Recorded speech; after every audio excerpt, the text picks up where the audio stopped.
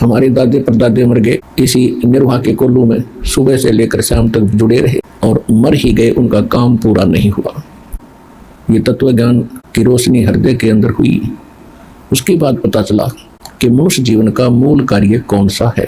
इससे पहले हमने अपना यही मूल कार्य मान रखा था कि संतान हो जा, उसके बाद संतान की प्रवेश कर दें, उनका विवाह कर दें, उनके फिर संतान हो जा, हमारा कुल चल जाए।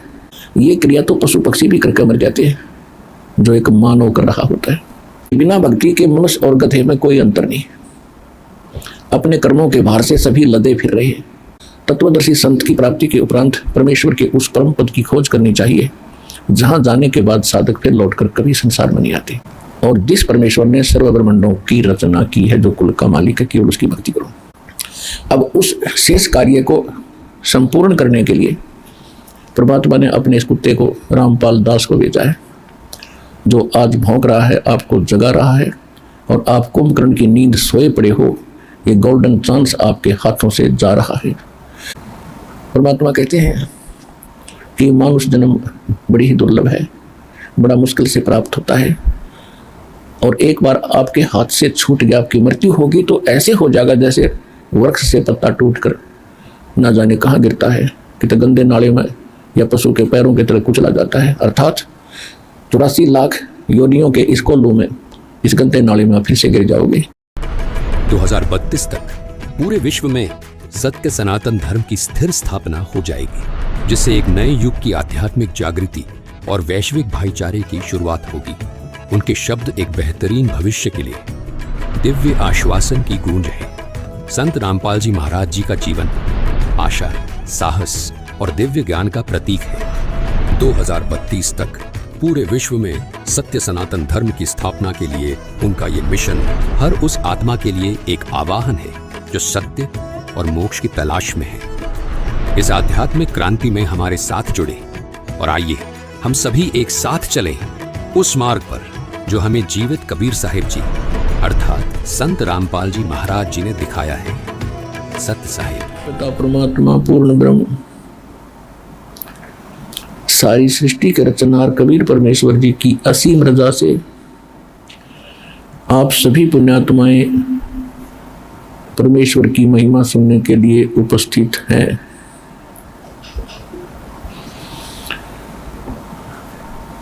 जिन पुण्यात्माओं के ऊपर परमात्मा की विशेष रहम भरी दृष्टि होती है, वही पुण्यात्माएं ये समय निकाल पाते हैं।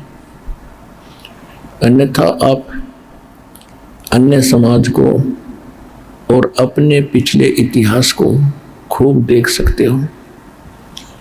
हमारे दादे परदादे मर गए इसी निर्वाह के कोल्लू में, सुबह से लेकर शाम तक जुड़े रहे और मर ही गए, उनका काम पूरा नहीं हुआ। ऐसे ही हम उसी स्पीड से, उसी गति से, इस ज्ञान की प्राप्ति से पहले हम भी उसी क्रिया में व्यस्त थे और उसको मनुष्य जीवन का अंतिम उद्देश्य मान रखा था। जब हमें सत्संग सुनने को मिला, ये तत्व ज्ञान की रोशनी हृदय के अंदर हुई, उसके बाद पता चला कि मनुष्य जीवन का मूल कार्य कौन सा है। इससे पहले हमने अपना यही मूल कार्य मान रखा था कि संतान हो जा, उसके बाद संतान की प्रवेश कर दें, उनका विवाह कर दें, उनके फिर संतान हो जा, हमारा कुल चल जाए और फिर हम बेशक मर जाएं, नो प्रॉब्लम, हमारा काम पूरा हुआ। ऐसे सुनने को हमें मिलता था। ये बूढ़े बुजुर्ग बैठकर बतलाते थे तो यही कहा करते भी हमारा काम पूरा हो गया, बच्चों का विवाह कर दिया और इनका संतान दे दी परमात्मा ने, अब हम बेशक मर जाओ, हमारा काम पूरा हुआ। अब पता चला कि उन्होंने जो मनुष्य जीवन का कार्य था तो स्टार्ट भी ना किया, पूरा खाक हुआ था। ये क्रिया तो पशु पक्षी भी करके मर जाते हैं, जो एक मानव कर रहा होता है। भक्ति बिना नरखर एक है, जिन हर पद नहीं जाना। ये सूक्ष्म वेद कितना गजब का ज्ञान है कि बिना भक्ति के मनुष्य और गधे में कोई अंतर नहीं। अपने कर्मों के भार से सभी लदे फिर रहे हैं।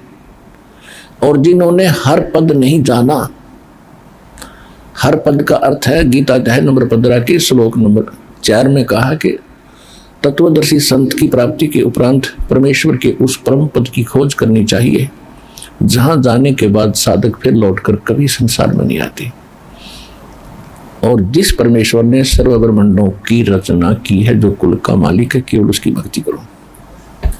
तो ये कहना चाहते हैं परमात्मा के जो भक्ति भी कर रहे हैं और जिनको उस परम पद के पाने की विधि प्रॉपर है नहीं, ज्ञान नहीं है, तो वो भी मनुष्य जीवन व्यर्थ कर रहे।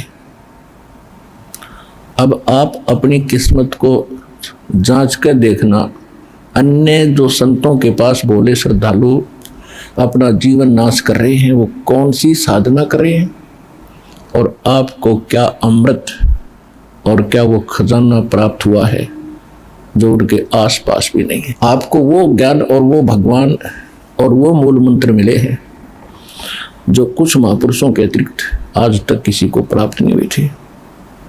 उन महापुरुषों में से गिने चुने ये 5, 6, 7 महापुरुष हैं। आदरणीय धर्मदास साहिब जी, आदरणीय मुरुखदास साहिब जी, आदरणीय नानक साहिब जी, आदरणीय दादू साहिब जी, आदरणीय गरीबदास साहिब जी गांव छुड़ानी जिला ददर हरियाणा वाले, आदरणीय गीसादास साहिब जी गांव खेखड़ा जिला बागपत उत्तर प्रदेश, और नामदेव जी, यानी कुछ महापुरुषों को परमात्मा विशेष रहम करके मिले। इनको ये मंत्र प्राप्त हुए थे। इनको आगे प्रतिबंध लगा दिया था कि अभी इनको अन्य समाज में डिक्लेयर ना करना, डिस्क्लोज नहीं करना, नहीं तो बिजली पीढ़ी तक ये सभी काल के भेजे हुए संत यही क्रिया, यही नाम, यही साधना बताने लग जाएंगे। और ये अधिकारी है नहीं, क्योंकि अधिकारी के बिना ये नाम प्राप्त भी किसी से कर लिया तो काम नहीं करेगा। तो इसलिए वो ज्ञान यही बता रहे होंगे, तो भिन्नता नहीं हो पाएगी मेरे बच्चों को। तो उन महापुरुषों ने अपना नाम जपा, अपने अमृतवाणी में उनको लिख भी दिया, संकेत भी कर दिया, लेकिन अपने अनुयायियों को किसी को बताया नहीं।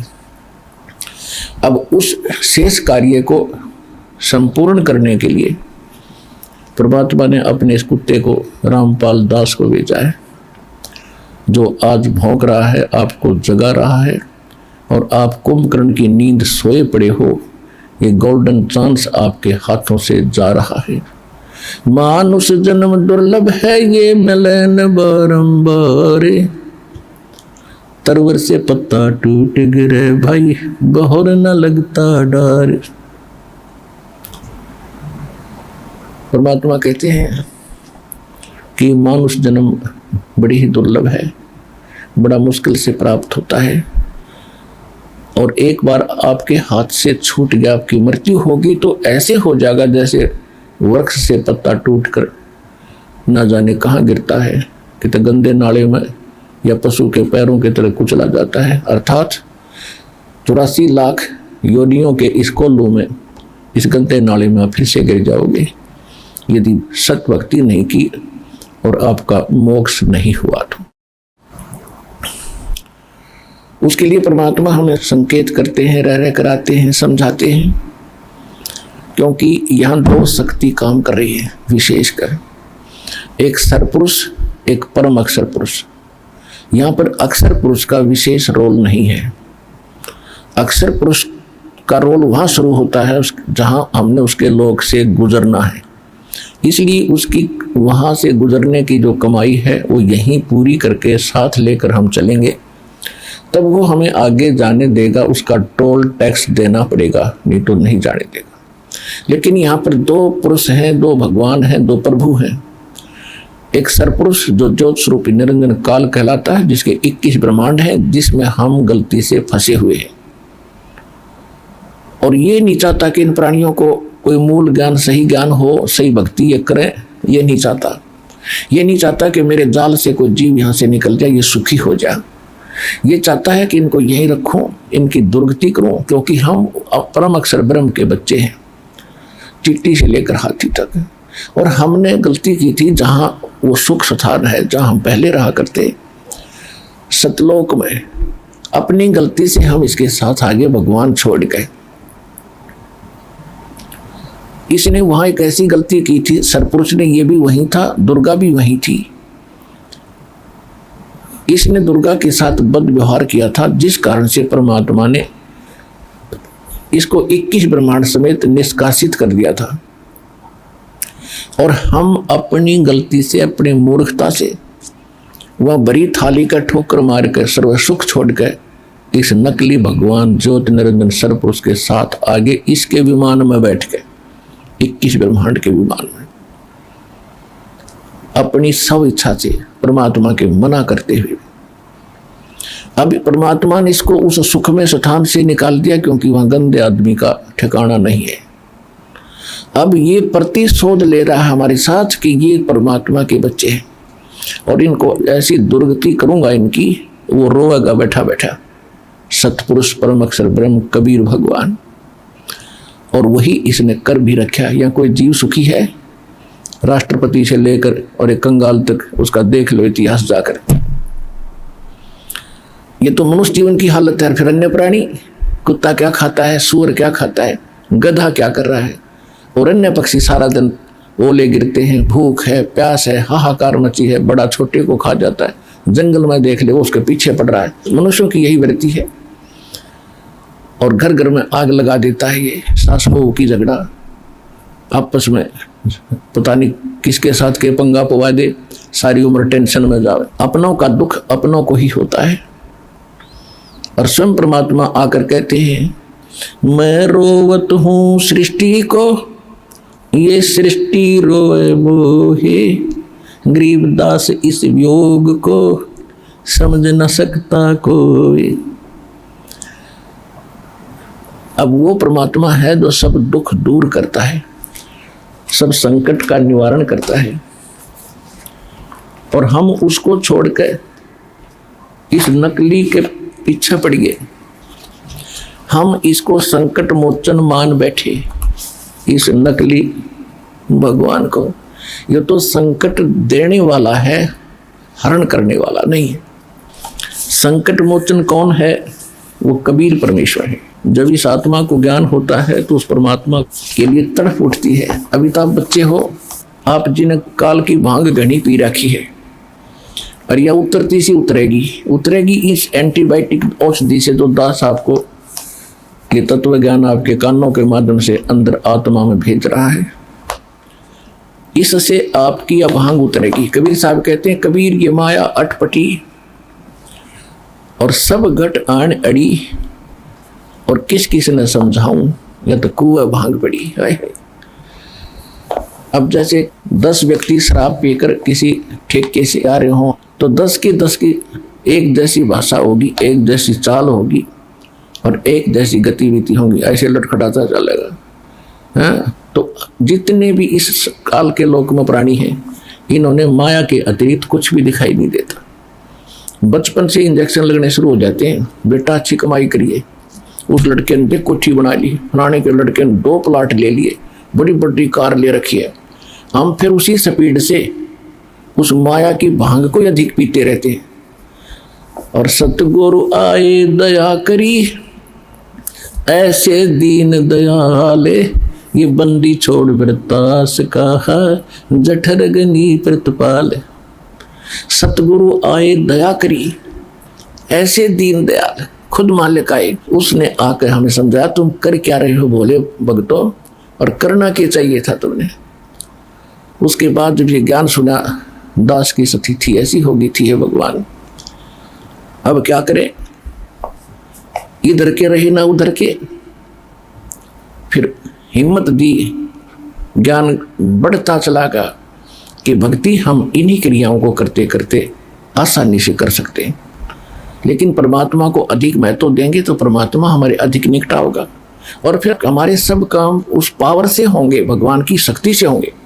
जैसे पहले हाथ से चक्की पीसा करती माताएं बहनें, ये था मैनुअल, ये तो प्रारब्ध था हमारा, नहीं समझो, प्रारब्ध मिल रहा था जब तक हम कबीर साहब की शरण में नहीं आए थे। और जब इलेक्ट्रिक्स होगी, सब चक्कियाँ, आप बटन दाब दे, कट्टा कट 1 घंटे में 1 क्विंटल पीस ले। तो अब पावर से जो काम हो रहा है, जैसे हैंडपंप पावर से चल पड़ा, पशुओं का चारा काटने की मशीनें होती थी, हाथ से घुमाते थे, अब वो पावर से चलती है, फटाफट आप खड़ा देख रहा, चारा कट रहा है। तो ऐसे इस पर परमात्मा की पावर का कनेक्शन लेने के बाद यदि आप इसको मेंटेन ठीक रखोगे, कनेक्शन कटने नहीं दोगे, तो ये भगवान की पावर से आपके सारे काम बहुत आसानी से होया करेंगे। तो इसलिए परमात्मा की आवश्यकता बहुत है, और फिर ये ज्ञान से यह भांग भी उतरेगी।